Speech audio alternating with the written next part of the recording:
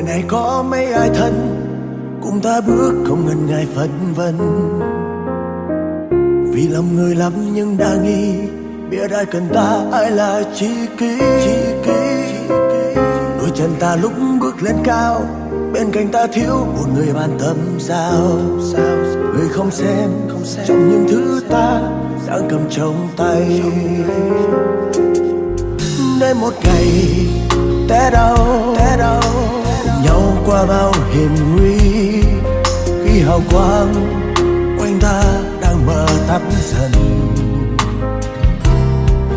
Không cùng sinh nhưng sát vai cùng cả ly uống ta sầu với nhau. Đời bạc ta chẳng lo đời nhưng là anh em,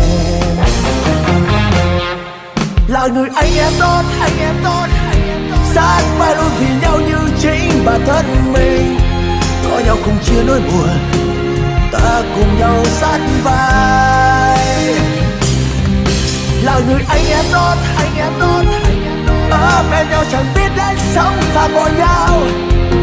Sau thời gian đếm ngược muôn kiếp mình là anh em. Cùng một ngày tháng năm trôi qua, tôi vẫn nhớ những kỷ niệm không phai.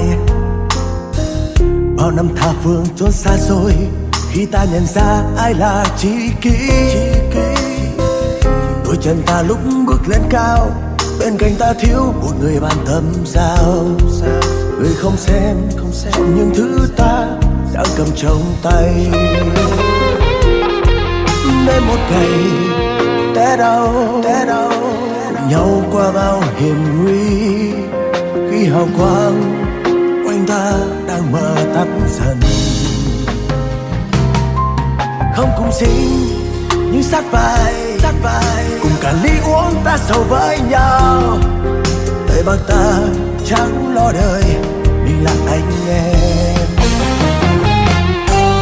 我们不一样，虽然会经历不同的际遇，我们还在这里等你。我们不一样，虽然会经历不同的事情，我们都希望来生还能相遇。